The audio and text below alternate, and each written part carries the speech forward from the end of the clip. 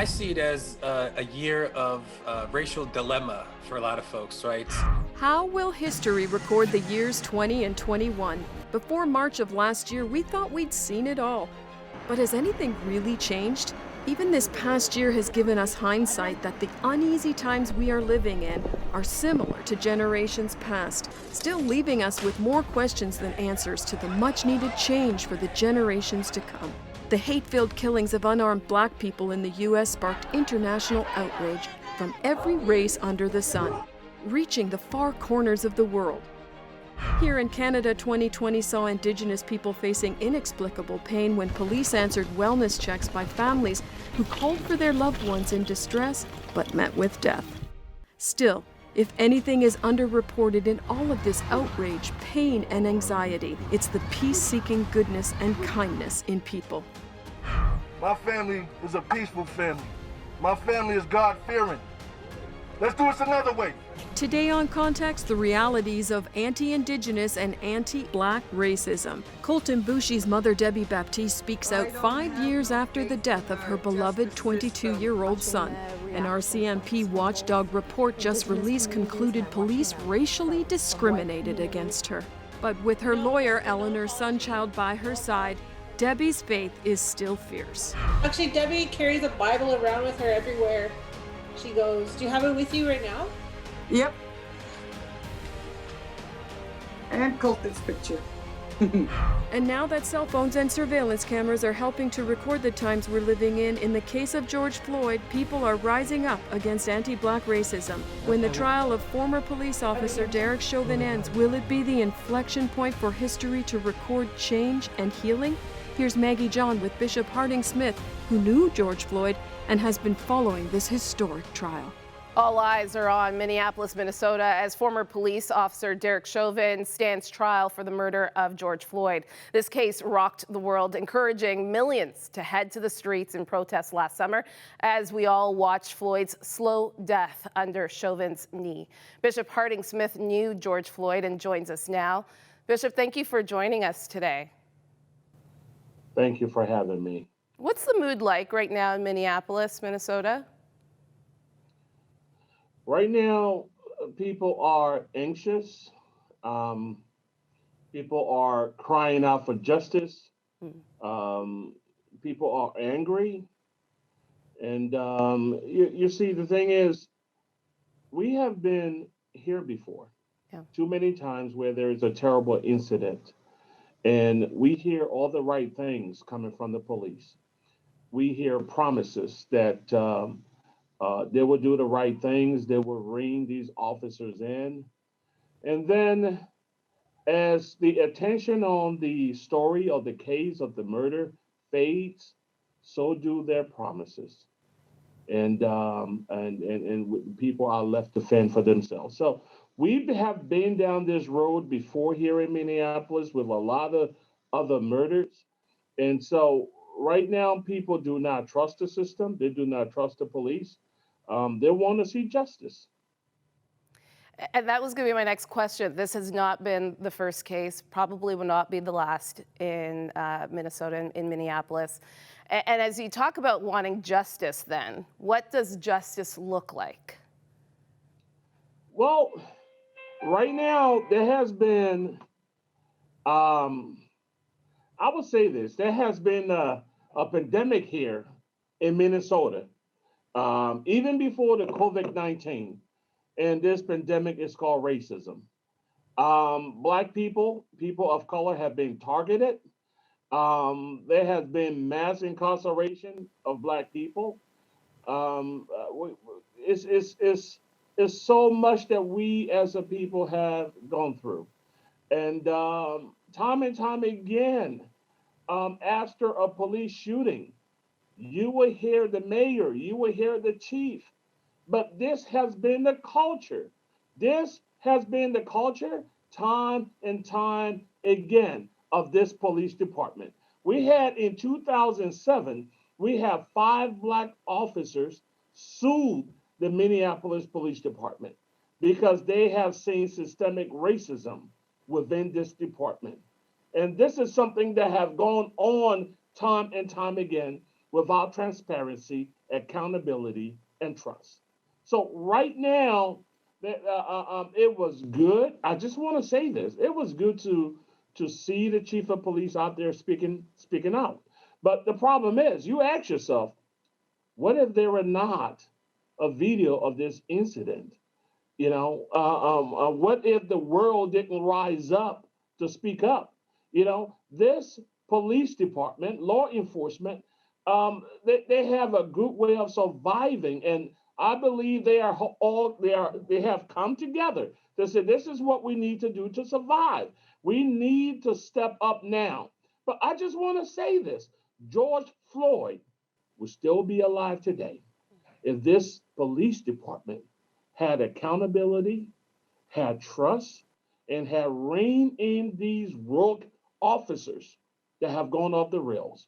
But too many of times we see the department step up and back these officers that have killed our children, that have hurt us, and that have gone rogue. And there is nothing has been done about it. So too many times we have families, Maggie, that have gone to the Justice Department, hoping and seeking justice, only to be told that it was a justified shooting. So we at a crossroad right now in Minneapolis. Yeah. You had an event with the Floyd family. You invited them, as well as Mr. Crump as well, to the event. How are they feeling, and what was the feeling like at that event as you memorialize George Floyd and look and see what has happened in our world globally because of this man's death? I have been in touch with this family from the time George was murdered. They know that we're praying for them. The family knows that we're standing with them. But the family wants justice. The family wants to know that George's life was not taken in vain. They want the officers, all of them, not just Chauvin, all of them, the ones that held the legs, the ones that stood guard, all of them that participated in this murder, to be held accountable. It's not about the settlement from the city. It's not about nothing else. It's time now that Minneapolis Police Department be held accountable. And it starts from the top. From the very top. The family is hurting.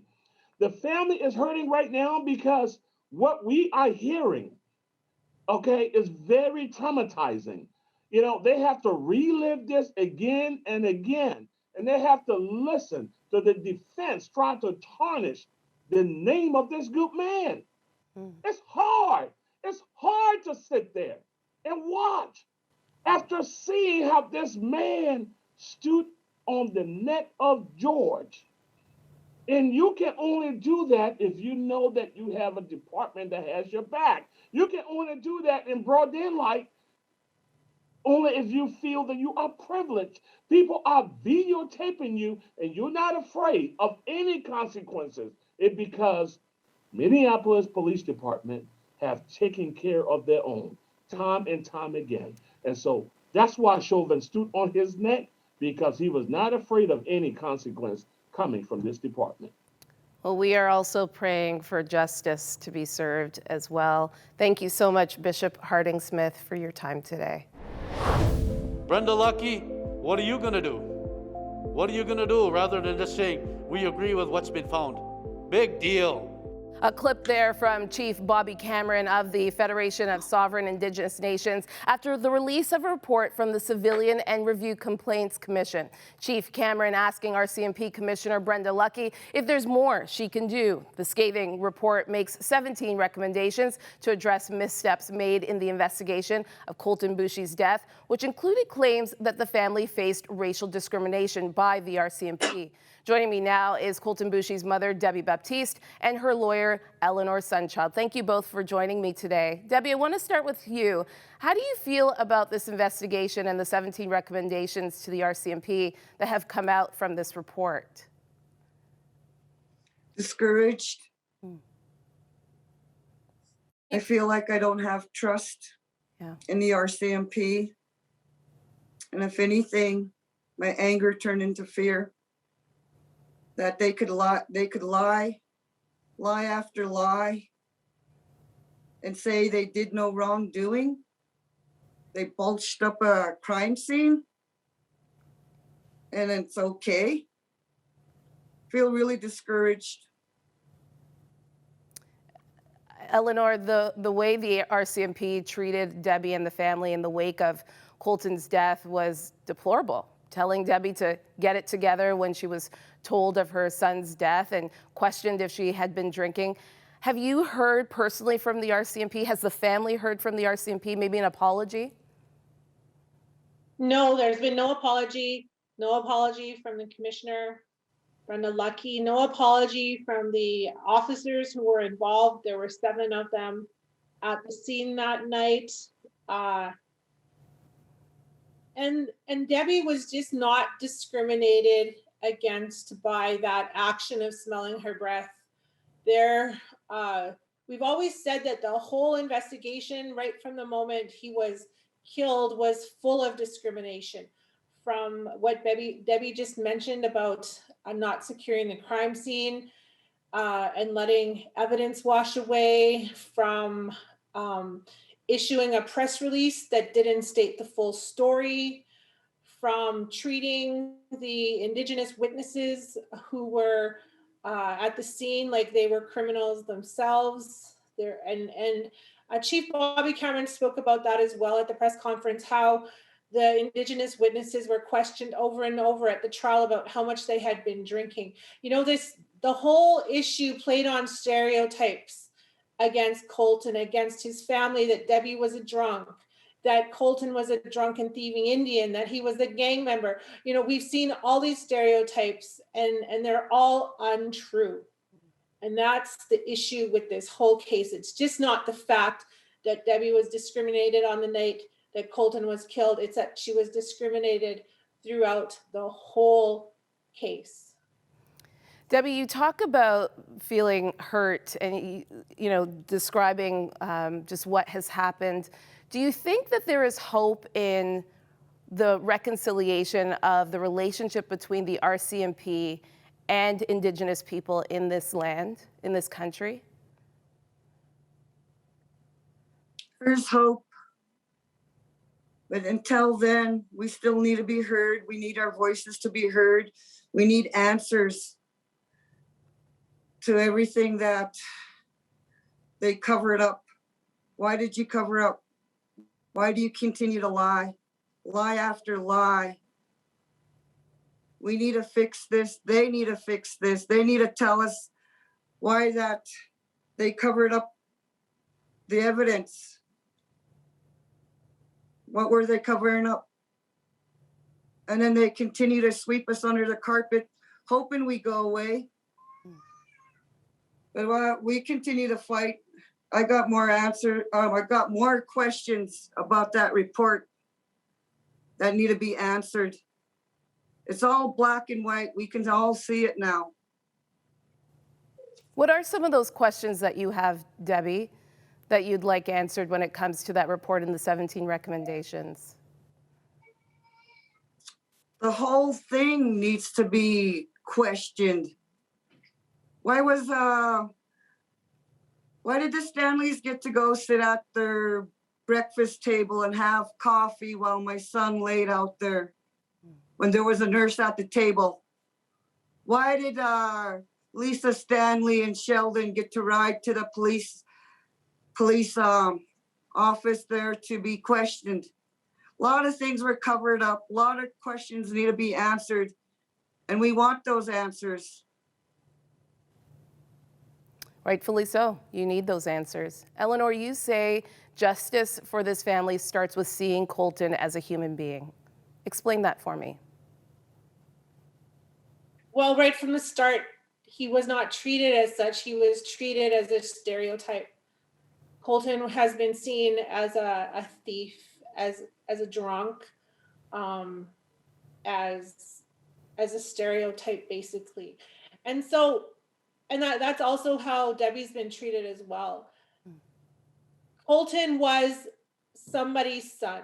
And I'll say this again publicly. Colton had no criminal record, no criminal record. He was sleeping in the back of that SUV when he presumably got in the front to drive away and was shot in the back of the head.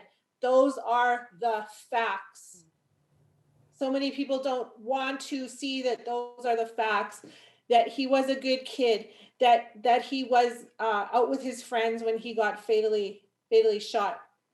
And that's how he has to be looked at as a human being. All lives matter. And the thing that we continue to fight for is justice matters. Thank you so much, Debbie Baptiste and Eleanor Sunchild, for joining us today.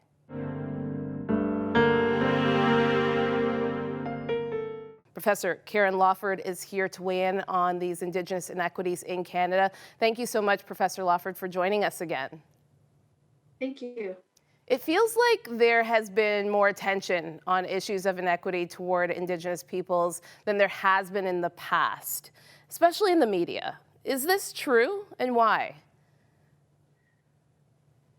I think it's true. I think there's more attention because the pandemic has laid bare the glaring inequities between Indigenous and non-Indigenous peoples.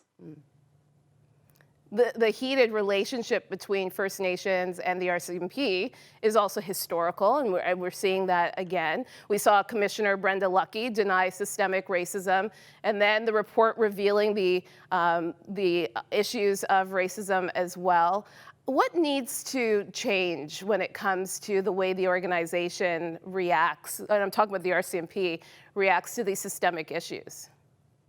I think it's going to be impossible to make any changes of any systemic value to not just Indigenous peoples, but to all peoples who reside in this country, if there's not even an admission, an acknowledgement of the systemic racism that the RCMP uphold. I'm very concerned about the unwillingness of the head of the RCMP or a spokesman for the RCMP to actually admit that there's such a thing as systemic racism. And we look at the relationship between the RCMP and First Nations because that's why the RCMP was created, as a policing system for this group of people. So there is so much tension and so much history there that, you know, I've talked to so many people, including yourself, that says both sides need to come to the table. What does that look like? I think it's so much easier to say that both sides come to the table, but there's a substantial power imbalance between the RCMP and Indigenous people, First Nations particularly. So I think that there needs to be some internal work done with the RCMP. They need to come to terms with the significant amounts of harms that they've done to First Nations and all Indigenous peoples. All right, let's pivot to healthcare, which is another area in our country where inequality is highlighted. A recent report in BC revealed that over 1,000 complaints made by Indigenous patients on how they were treated. Why are there so many times often, the singled out of Indigenous people when it comes to getting quality healthcare in our country? Well, the healthcare systems in this country are all underpinned by a Euro-Canadian biomedical model that's founded and grounded in white supremacy and eugenics. I don't understand how we could expect anything else. And I think that we're seeing a lot more complaints by Indigenous peoples because there's the capacity, like the technology to make complaints. I really don't think that it's any different than the way it was yesterday, and it's not going to be any different today. If the healthcare systems and those people within it are not willing to come to terms with the white supremacy that exists within the biomedical model that is practiced within this country, and not just practiced, but also taught. What does that mean, the white supremacy of the healthcare system? Kind of delve into that a little bit more. What does that look like for Indigenous people and just people of color when you say that? It means that we have healthcare leaders who say there's no such thing as structural racism or systemic racism. They don't see anything but a generic body that is able to be treated the same regardless of their experiences within a world, a Western world that relies on the marginalizations of people for its economic benefits. So the healthcare that you would receive is different than the healthcare I would receive simply because I'm white passing and you're a Black woman. I think that we might be coming to a time where people are going to start recording every interaction they have with a healthcare provider, because people don't believe that such racism can exist unless it's recorded. And that's really frightening to me, that we're not believing people when the harms are being done. And this is what I think of when I think of systemic racism. It is across all professions. It's not just physicians. It's not just nurses. It's also midwives, it's orderlies, it's everyone that works in that system upholds a certain hierarchy of being. And of course, the being that's the best human being is the white man. Wow. Well, what a way to start to end that discussion. We are out of time already, but you're right. I mean, there's a lot of advocacy work that needs to happen in order for both of us to be able to get clear representation in healthcare and so many other areas of our society. Thank you again, always, for a rich conversation, Professor Karen Lawford. Like to watch more Context Beyond the Headlines? Catch up on any of our shows online. On YouTube, search Context Beyond the Headlines for the most up-to-date episodes and extended content. Listen on the go with Apple, Spotify, or Google Podcast. Check out our reporters and producers' stories at our website, context.show. Follow us on Instagram at Context Beyond the Headlines and Twitter at Context TV. There are so many ways to put more context into your life.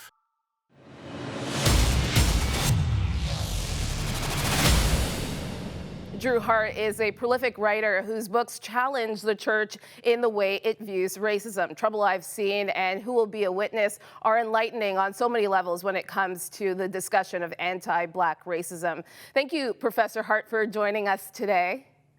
Oh, thank you for having me. Some have called 2020 a year of global racial reckoning. How do you see the past year?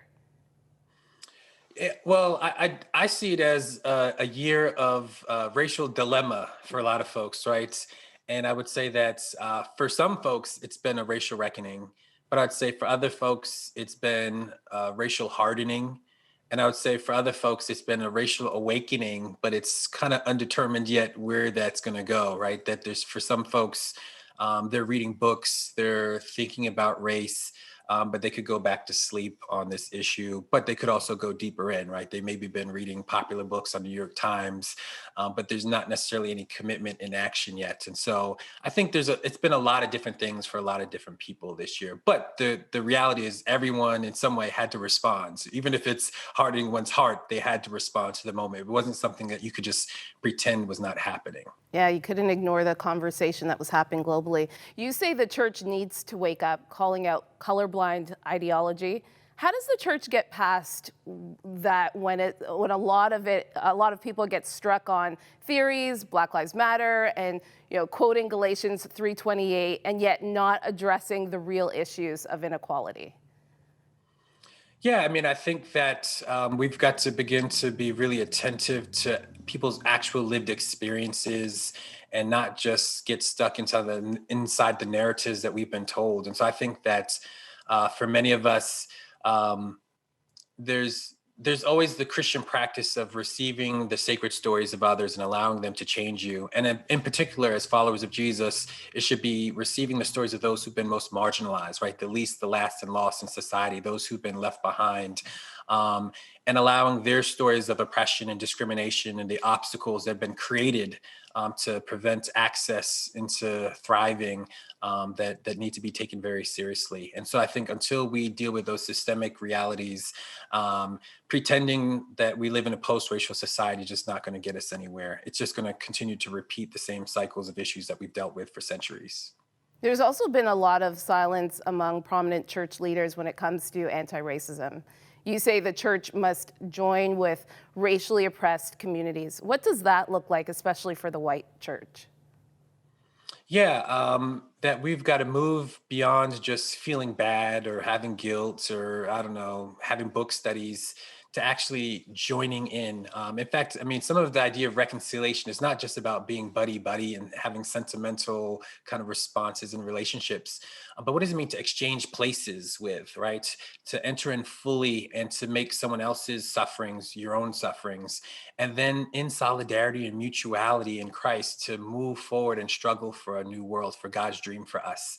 And so on the ground, what would it actually mean for communities, churches to actually struggle doing grassroots work, struggling movement work, organizing, right?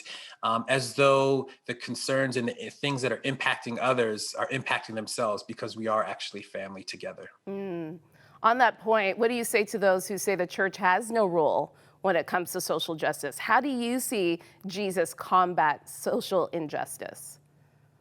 Yeah, I mean, I think the idea that Jesus only concerned himself with spiritual things is an argument that goes back to slavery. I mean, it's not really a position that you'd want to take if you understood how these ideas developed. You're on the wrong side of issues, right? When you begin to take that issue. But it's very clear for Jesus. I mean, Luke 4:18 and 19, he says, the Spirit of the Lord is upon me because he's anointed me to bring good news to the poor, release to the captives, recovery of sight to the blind, to let the oppressed go free, to proclaim the year of the Lord's favor. And then what is in the rest of the gospel, Luke, what does he do? Just that, right? He's actually prioritizing the last are first and the first are last in his ministry. It's the vulnerable women, it's the Samaritans, right? It's those who have been stigmatized in their society, those who are poor and oppressed that are finding healing and deliverance because of the kingdom reign and ministry of Jesus Christ. And so in that same kind of way, we ought to then be followers of Jesus, take up our cross, deny ourselves, and follow him. And so we've got to engage in the same kind of holistic ministry that cares for the whole person. And that also Jesus confronted the establishment and spoke truth to power. And when we need to, we have to be willing to do that and accept the consequences like Jesus did. Are you hopeful that the church can lead in the reform when it comes to anti-racism? Am I hopeful? That's a tough question, right? Yes and no. No, in the grand scheme of church history, it's very bleak. The church has mangled its witness. It has diseased and vandalized the name of Jesus in the public square. And I take that to heart, and I don't think we can take that lightly. On the other hand, I do find hope in the sense of the embodied hope of folks who are actually living out the Jesus story for their neighbors, right? That brings me hope when I actually see people actually taking the gospel seriously enough that they're living it. And they're making the reign of God manifest for others who are watching in the world. That's encouraging, it's life-giving, and it's participating in God's deliverance in the world. And so there's a lot of hope for me when that gets in flesh. But it's not just words, but also deeds that are being lived out before a watching world. Oh, so good. I think I could talk to you all day. Thank you so much, Professor Drew Hart, for your time today. Hi, I'm Calvin Mazik, Director of Context. Each week our team tackles news headlines that affect us all. Our producers go beyond those headlines where we find God in action. But we could not produce this program without you, our viewers and our donors. If you'd like to find out how you can support the show, visit us at crossroads.ca/context. We'll see you next week and every Wednesday at 9:30 p.m. right here on Yes TV.